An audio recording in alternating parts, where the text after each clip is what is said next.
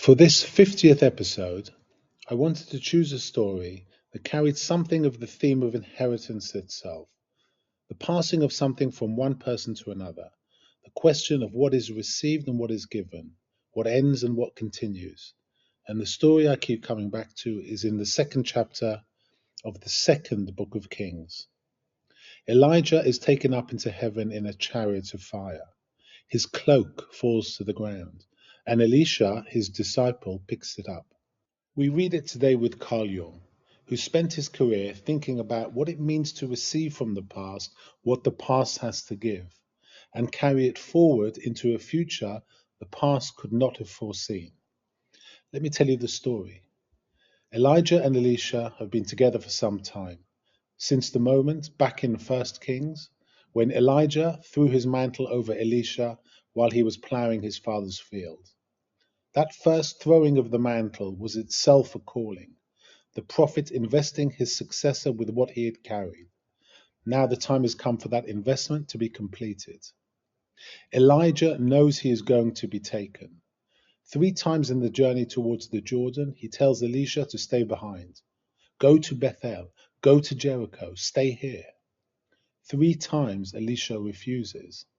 As the Lord lives and as you yourself live, I will not leave you. 50 sons of the prophets follow at a distance. They know what is about to happen, and Elijah and Elisha walk to the Jordan together. At the Jordan, Elijah takes his cloak, his mantle, the same garment that was thrown over Elisha in the field, and he rolls it up and strikes the water. The water divides to the right and to the left, and the two of them cross on dry land.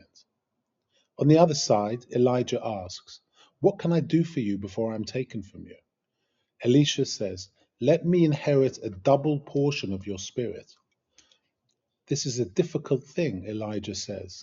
Nevertheless, if you see me when I am taken from you, it will be yours. Otherwise, it will not. And as they walk and talk, a chariot of fire and horses of fire appear and separate the two of them. Elijah goes up to heaven in a whirlwind, and Elisha sees it.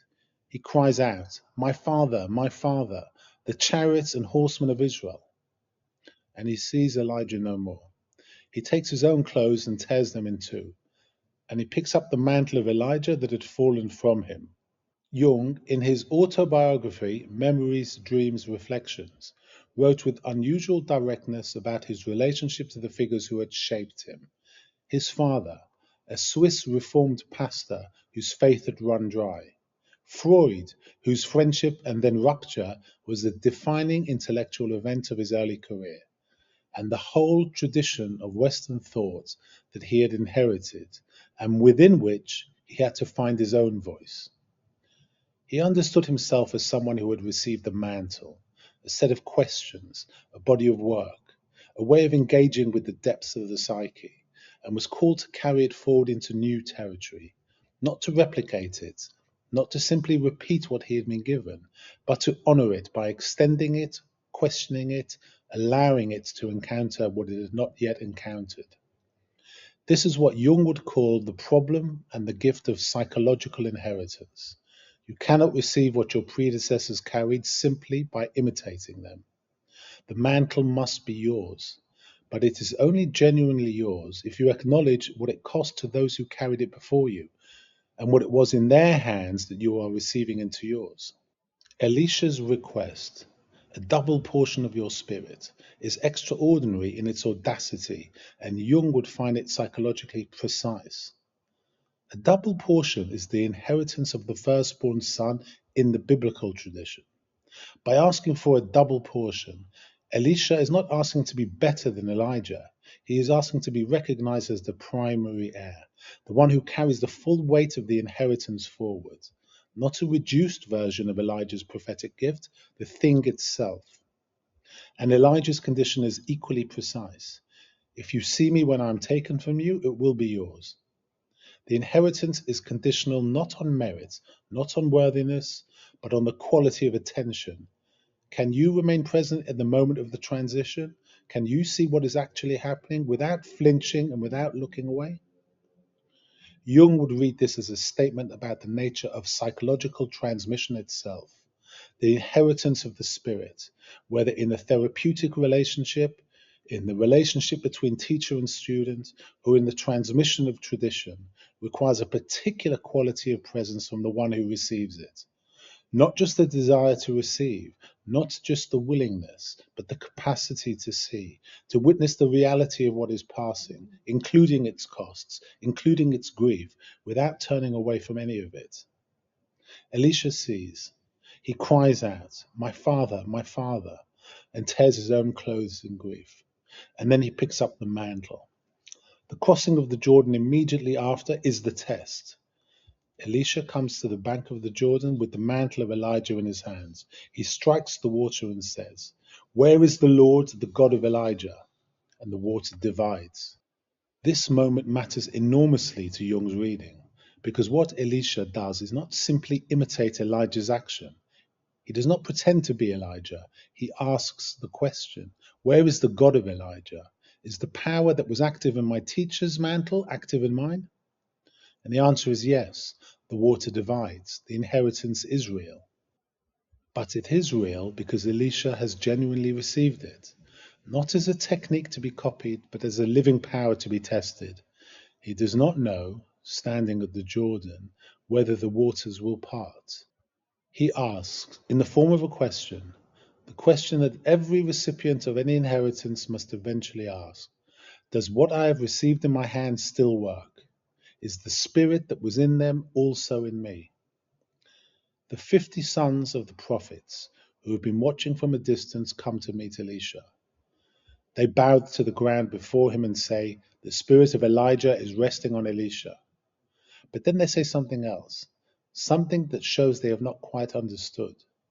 They want to send 50 men to search for Elijah. Perhaps the Spirit of the Lord has set him down on a mountain or in a valley. Elisha says, "Don't send anyone." They press him. He relents. 50 men search for 3 days. They find nothing. They come back to Elisha and he says, "Didn't I tell you not to go?" Jung would find this scene a precise image of the refusal to accept that the old form is gone. The 50 men cannot quite believe that Elijah has simply left, that what was there is not somewhere, findable, if they look hard enough. The mourning for the old teacher, the grief for the old form, the hope that it might be retrieved, these are entirely human responses to genuine loss, but they are a form of avoidance.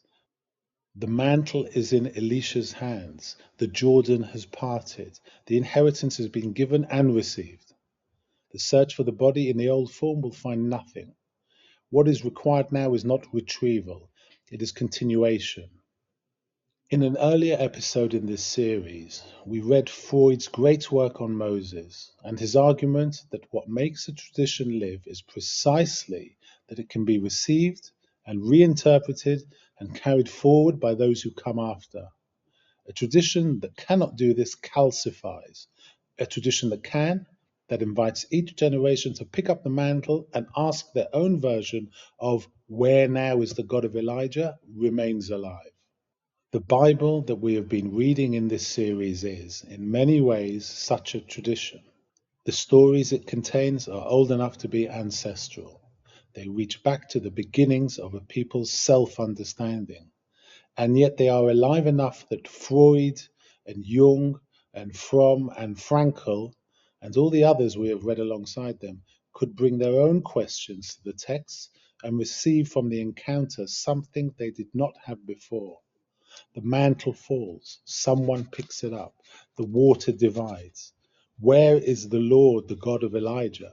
Still here, in the questions we bring, in the reading we do, in the willingness to stand at the bank and find out.